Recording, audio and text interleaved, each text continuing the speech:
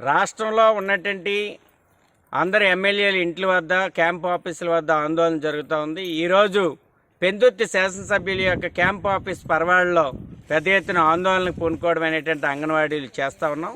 ఎందుకంటే కనీస వేతనాన్ని 26,000 ఇవ్వాలని, సుప్రీంకోర్టు తీర్పు ప్రకారం గ్రాడ్యుయేటీ చెల్లించాలని, చనిపోయిన కుటుంబంలో ఒకరికి ఉపాధి కల్పించాలని, మినీ సెంటర్లు మెయిన్ సెంటర్లుగా చేయాలని, ఐసీడీఎస్కి బడ్జెట్ పెంచాలని, అలాగే మినీ సెంటర్లని మెయిన్ సెంటర్లుగా చేయడంతో పాటు ఏదైతే ఆహార పదార్థాలను ఈరోజు సరుకులు సరఫరా చేస్తున్నారో అవన్నీ కూడా నాణ్యమైన సరుకులు సరఫరా చేయాలని, ఏదైతే పదవి విరమణ అయినటువంటి ఉద్యోగ విరమణకి 62 సంవత్సరాలు చేయాలని, ఏదైతే ప్రమోషన్లు ఉన్నాయో ఆ ప్రమోషన్ల యొక్క వయసుని 45 నుండి 50 సంవత్సరాలు చేయాలని అనేక డిమాండ్లతో 11 డిమాండ్లతో రాష్ట్రంలో ఆందోళన చేస్తూ ఉంటే ఈరోజు 11వ రోజుకు చేరిన రాష్ట్ర ముఖ్యమంత్రి మొండిగా నిర్లక్ష్యంగా వ్యవహరిస్తున్నాడు.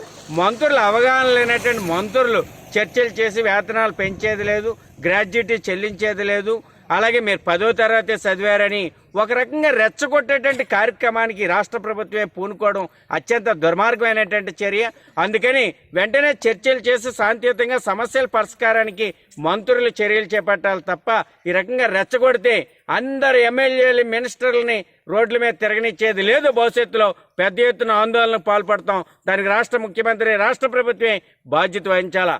మీ విలాసవంతమైన జీవితం కోసం 450 కోట్ల రూపాయలతో ఇల్లు కట్టుకుంటున్నారే, మరి ఈ రాష్ట్రంలో ఒకవేళ 3,000 రూపాయల చొప్పున వేతనం పెంచినా 300 కోట్ల రూపాయలే అవుతుంది.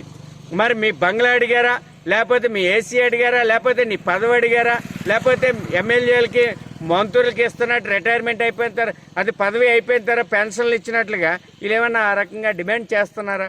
కాబట్టి న్యాయసమ్మతమైన సమ్మె, ఈ సమ్మె పరిష్కారానికి చర్యలు చేపట్టకపోతే పోరాటం తీవ్రతరం చేస్తాం. దానికి రాష్ట్ర ప్రభుత్వమే బాధ్యత వహించవలసి వస్తుంది. పోరాటం తీవ్రతరం అవ్వకుండా జాగ్రత్తలు తీసుకోవాల్సిన బాధ్యత రాష్ట్ర ప్రభుత్వాన్ని ఈ సందర్భంగా హెచ్చరిక చేస్తా ఉన్నాం.